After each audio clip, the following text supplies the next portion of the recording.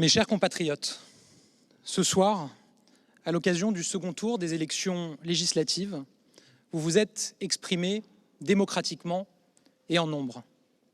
Et qu'il me soit permis, à nouveau, de remercier toutes celles et ceux, élus locaux, employés municipaux, assesseurs, qui ont permis la bonne tenue de ce scrutin. Je tiens à féliciter les 577 députés nouvellement élus. Chacun a entre ses mains une part de notre souveraineté nationale, qui est notre bien le plus cher. Tous, réunis, représentent notre nation. Mesdames et messieurs, cette dissolution, je ne l'ai pas choisie, mais j'ai refusé de la subir. Et avec nos candidats Ensemble pour la République, nous avons décidé de nous battre. Mon engagement dans cette campagne était pour moi un devoir.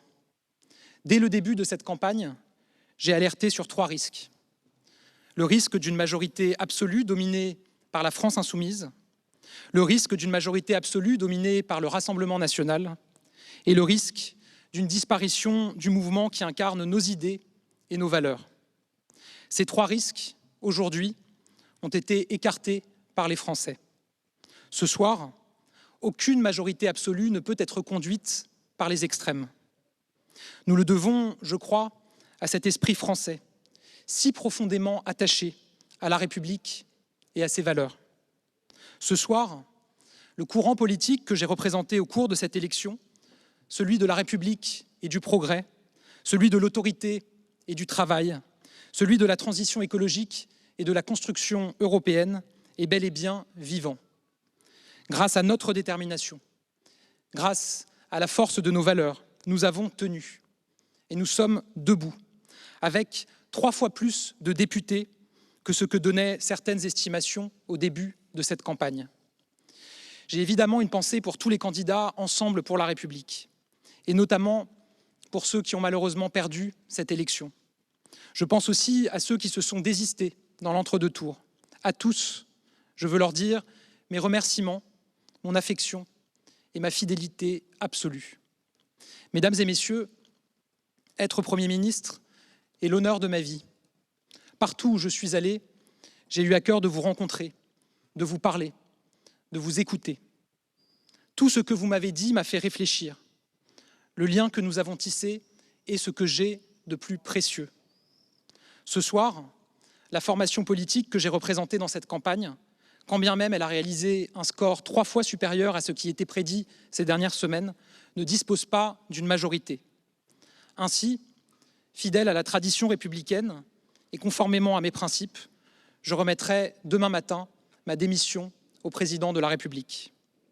Je sais qu'à la lumière des résultats de ce soir, bon nombre de Français ressentent une forme d'incertitude sur l'avenir, puisqu'aucune majorité absolue ne se dégage. Notre pays connaît une situation politique sans précédent et se prépare à accueillir le monde dans quelques semaines. Aussi, j'assumerai bien évidemment mes fonctions aussi longtemps que le devoir l'exigera.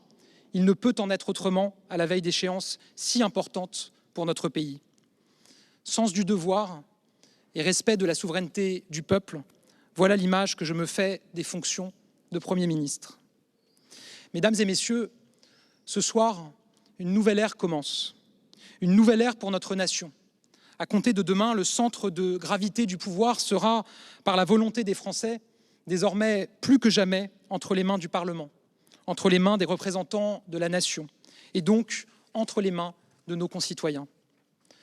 Notre responsabilité est immense.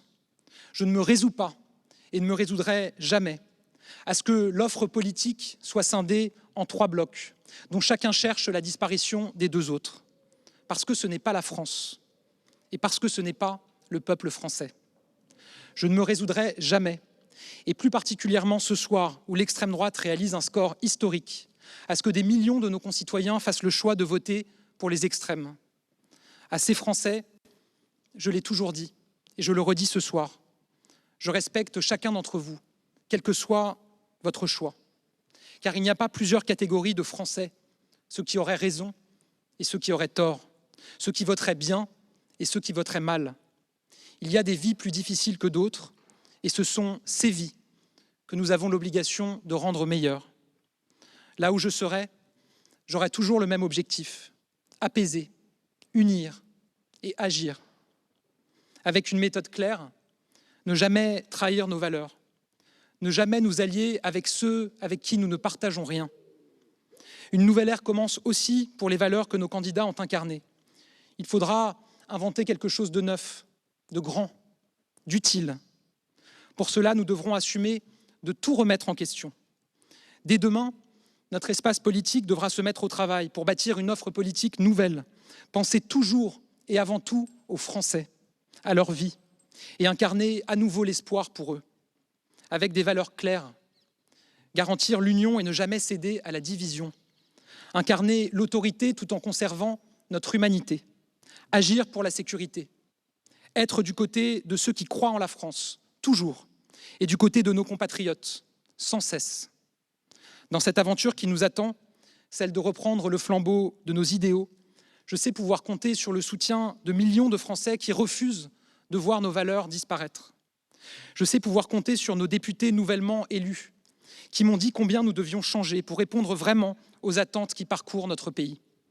Toujours, nous refuserons de nous soumettre aux extrêmes, de laisser se déchirer le pays à force de nous débattre dans un chacun pour soi. Toujours, nous chercherons à apaiser face à ceux qui veulent que les esprits s'enflamment et font le jeu des populistes, des polémistes, des communautaristes. Toujours, nous chercherons à nous hisser à la hauteur de l'attente des Français. Toujours, nous resterons fidèles à nos valeurs. Mes chers compatriotes, montrons la grandeur et la force de notre pays. Montrons tout ce dont la France est capable.